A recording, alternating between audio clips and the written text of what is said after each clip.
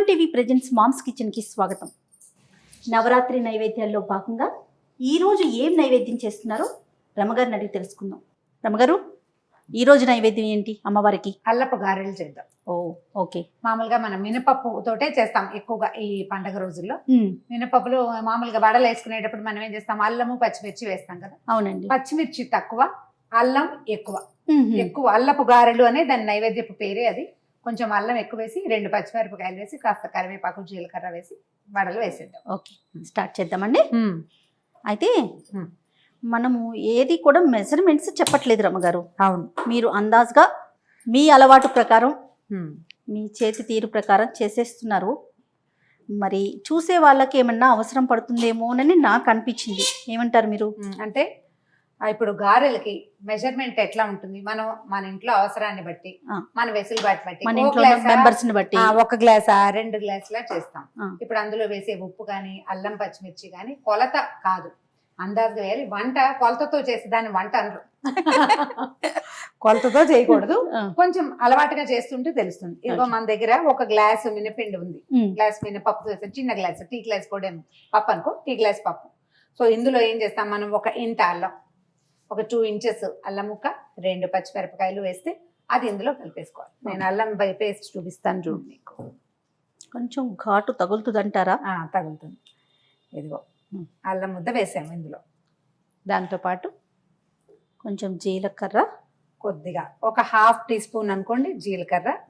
Okay, ఇంకా అండి 2 రెబ్బలు కరివేపాకు. కరివేపాకు వేసేటప్పుడు కొంచెం నలిపి లేదా తుంపి వేస్తే వాసన బాగా వస్తుంది. ఓకే, ప్లస్ ఆకు ఆకుగా కాకుండా కొంచెం ముక్కలుగా ఉంటుంది, చూడ్డానికి బాగుంటుంది. స్టవ్ కొంచెం పెంచుకుందాము. ఇందులో మిరియాలు కూడా వేసుకోవచ్చు, ఎవరి వాళ్ళ అలవాటుని బట్టి. ఒకసారి కలిపేసి ఉప్పు సరిపడా వేసుకోవాలి. ఇప్పుడు దీంట్లో ఉప్పు అంటే గారెలు మనం నైవేద్యాలప్పుడు ఉప్పు రుచి చూడం కదా. అవునవును, 1/2 స్పూన్ నుంచి 3/4 స్పూన్ దాకా పడుతుంది అంతే. స్పూను అనగానే ఏ సైజు స్పూను అని వస్తుంది కదా, టీ స్పూన్.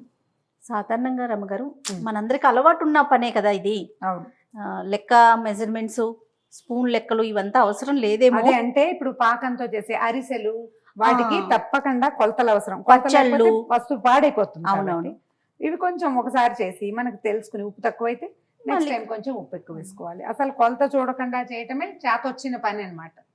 ఓకే, పిండి సిద్ధంగా ఉంది. కొద్దిగా కాగుతుంది, స్టార్ట్ చేసేద్దాం. గారెలు నేను వేస్తాను, నువ్వు తీద్దు కానీ. అలానే రమ్మగారు. ఓకే, నూనె కాగిందో లేదో చూద్దామా.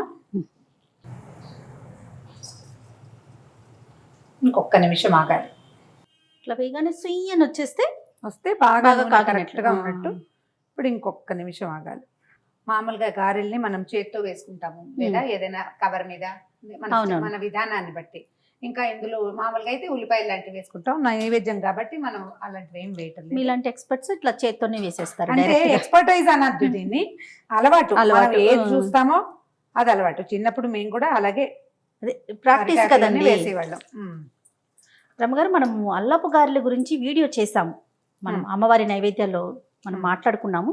మళ్ళీ ఇంకొకసారి దీని ప్రత్యేకత ఏదైనా ఉందా ఈ రోజు? అంటే సమర్పించడానికి అల్లపు గారెలు అని అంటే ఈ సీజన్లో చేసే పనులు చేయాలి ఇవన్నీ, వాతావరణ పరిస్థితులకు అనుగుణంగా. అంతేనా? అంతే. ఇవి బుజ్జివి చేయొచ్చు, పెద్దవి చేయొచ్చు, ఇంకా పెద్దవి కూడా చేసుకోవచ్చు.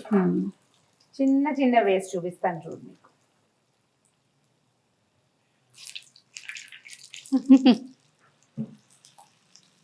మనం చేతితో చేసుకుంటే చాలా చిన్నవి అలా కూడా వస్తాయి. మనం చేసేదాన్ని బట్టి అది మనం ఏదైనా పేపర్ మీద చేస్తున్నాం అనుకో, కవర్ మీద చేస్తే ఇంత బుజ్జి కొంచెం కాస్త ఇబ్బందిగా ఉంటుంది. చేతితో అయితే అలాగే వేసేయచ్చు కదా. కొంచెం తడి చేయి చేసుకుని కనుక చేస్తే ప్రతిదీ ఈజీగా జారిపోతుంది. మూకుడులో చేయి వెళ్ళకుండా ఉంటుంది, చిందులు మన మీద పడకుండా ఉంటాయి. తీసేయమంటారా రమ్మగారు? ఇంకొక నిమిషం తీసేనా, మొత్తం తీసేనా, తిరగేయకు అంతే. అంత హైరాన్ పడకు. 4 చొప్పుంది.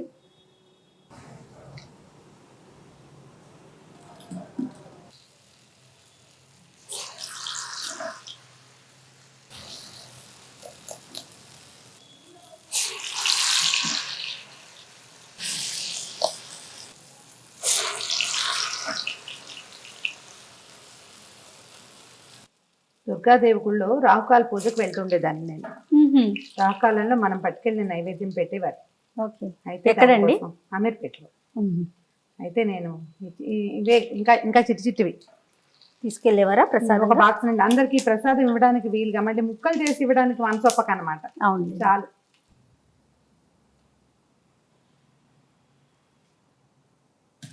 గారెల్ని ఒక పుల్లతోటి తీస్తాం. అవునండి కదా, అప్పుడు ఏం చేస్తాం, ఈ పుల్లతోటి తీసి ఈ పక్కన పెడితే మెల్లిగా నూనె నూనె అంతా బయటకు కారిపోతుంది. వచ్చేస్తుంది. ఈజీగా తీసేయగలరా అమ్మగారు? తీసేసే ఆ మూడు కూడా. గారెలు తీసేటప్పుడు హైరాన్ పడకూడదు. అవును. గబగబా చేసామనుకో ఒక్కోసారి మూకుడు తల్లకిందులైపోతుంది. అవునండి, నూనెది కదా, చాలా జాగ్రత్తగా ఉండాలి. చక్కని అల్లపు గారెలు రెడీ అయిపోయినాయి. అమ్మవారి ముందు చక్కగా నైవేద్యం పెట్టి మనస్ఫూర్తిగా తల్లికి ఒక నమస్కారం చేసుకుని, నువ్వు బాగా బలం తెచ్చుకో అమ్మా, ఇవి తిని మాకు కూడా బలాన్ని ప్రసాదించు అని కోరుకుని అల్లపు గారెల్ని నివేదన చేసుకుందాం. ఓకే రమ్మగారు, మరి రేపటి నైవేద్యంలో మళ్ళీ కలుసుకుందాం. అలాగే.